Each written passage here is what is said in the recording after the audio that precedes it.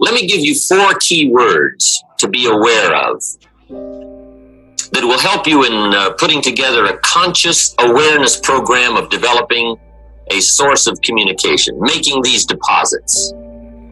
See, when you talk, you want a verbal check that'll cash. When you speak, you want to speak from something that's there, an awareness that's there, a feeling that's there. And to create this foundation or this reservoir or this deposit or this account from which you can talk, let me give you 4 words that will help you to do that. Here's the first one. Develop an interest. The first word is interest. Develop an interest in 2 primary things, life and people. If you're interested in life, see, right away, daily, weekly, monthly, you're going to be gathering up information and impressions and awareness, more so than someone who is not that interested. Most people want to make it, but they don't have that interest, that keen interest in what's going on around them. So the 2 things to be interested in is life and people. Make a study of those. Make sure you're entering something in your journal constantly about life and about people, business life and social life, what's happening around you. It's called gathering so that you can use it for future conversations. Now you do this deliberately by using these 4 words and thinking about them.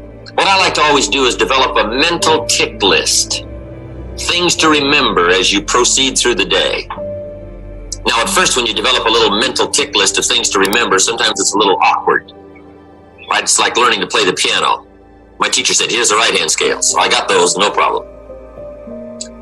Then my teacher says, now we're going to run the left-hand scales. I got those, no problem.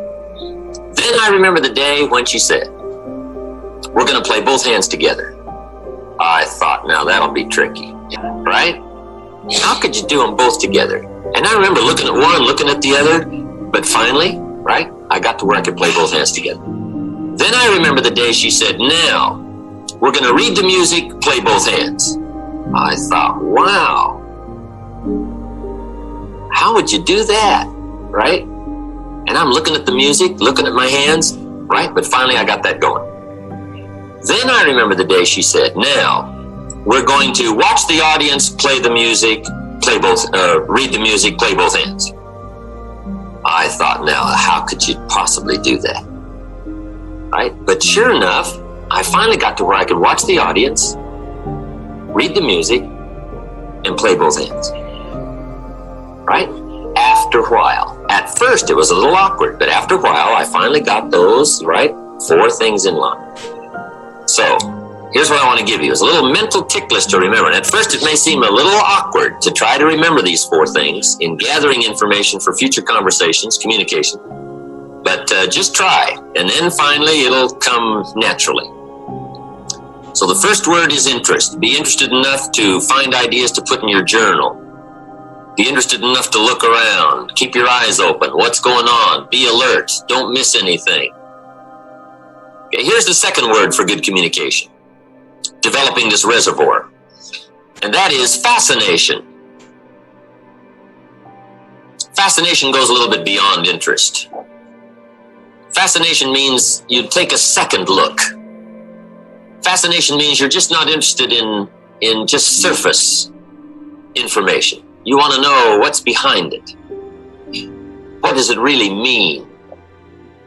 So if you really want to develop this reservoir of information for future conversations, you've got to be fascinated with life, fascinated with stories, fascinated with human behavior. Why do people act like they act? Why do they do what they do? Now also be interested and fascinated with your own life. How come I act like I act? Why do I always do this? Why do I feel this way? See, that kind of fascination will start helping you to gather up the information for good communication. Fascinated. Here's the third word, and this is a good one. Sensitivity. Develop a sensitivity to life and people. Let what's happening during the day touch you. Let it affect you. Develop a sensitivity to both tragedy and success, both the highs and the lows of life. a sensitivity to people's feelings, a sensitivity to the complexity of life as well as the simplicity of life.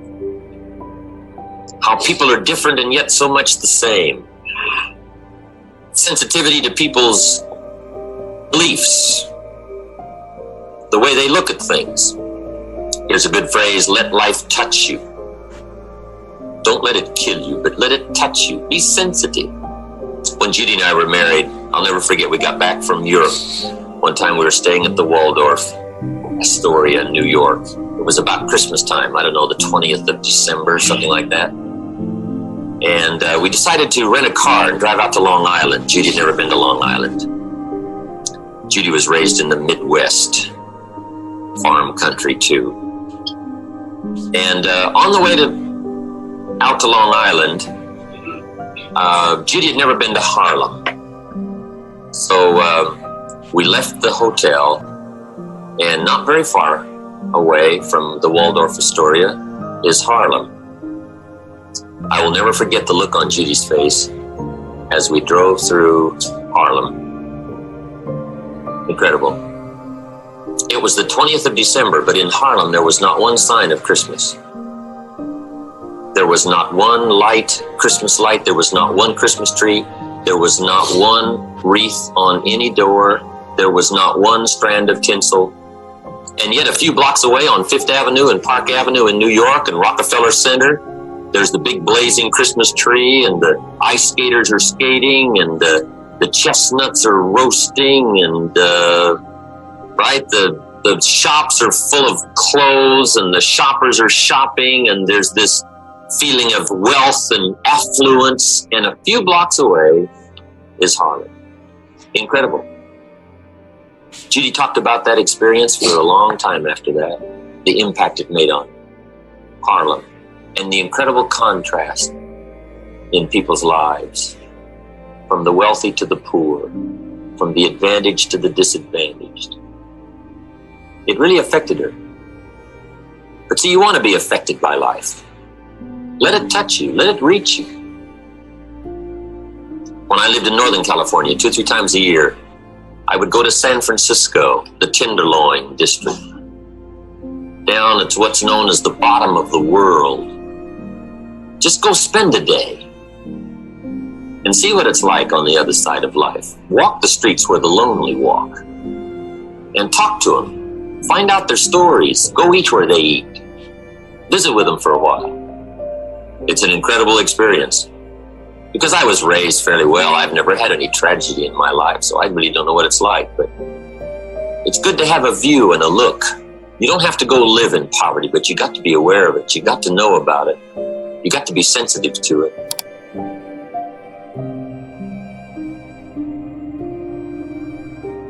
Man, I got to know there Frank. Frank runs a bar in the Tenderloin in San Francisco. What an incredible place. You wouldn't believe it. Frank sees more tragedy in a week than most people see in a lifetime. I'm visiting with him there one day. He said, Jim, see that lady sitting over there at the bar? I said, yes. He said, that's Cookie. He said, how old do you think she is? I said, I don't know. She looks about 45. He said, she's 25. I said, wow. Cookie used to be a go-go dancer. And she developed some kind of a bone disease and had all these operations. Now she's got the bolts and the pins and so on trying to hold her together, and she can hardly walk. And he said Cookie comes in here 3 or 4 times a week, sits right there. And she's also got a little boy, 5 years old. He's dying of leukemia. And said Cookie comes here and drinks till she can't drink anymore. And usually I have to call a cab and have somebody come take her home. Cookie. The story really got to me. I used to go by after that every once in a while and put some money in an envelope and her name on it and leave it for her to come by and get. The story got me. But that's Frank, Cookie, the Tenderloin, the other side of life, where the difficulties are. We've all got to be sensitive to that. We've got to let it affect us. As you let all of life affect you, so it affects your conversation. so it affects your communication. So people have this incredible sense that there's a great deal about you and your sensitivity and your interest and your fascination with life that makes life uniquely worthwhile for you. And I'll tell you what, it'll show up in your conversation. It'll show up in your feelings. It'll show up in your ability to reach people. Sensitivity. Don't be afraid of it. Use it.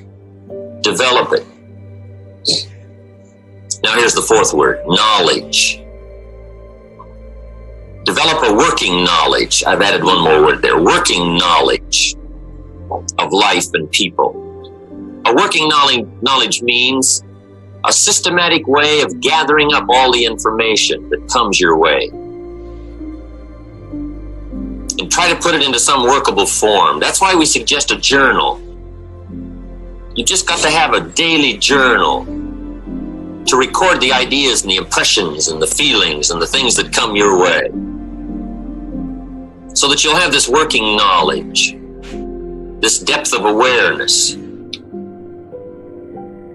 Now, if you'll work on those 4 words and be consciously aware that you're working on knowledge, sensitivity, fascination, and interest about life and people in a deliberate way, a daily way, a consistent way, so that when you get ready to talk, there'll be all this substance there waiting to back up whatever you have to say. Here's a good phrase. Let what you say be the tip of the iceberg of all you know and all that you feel and all that you're aware of. Let what you say only be a small portion of all you know and feel. I'm sure we've all had experiences talking with some people, and sure enough, they said far more than they knew.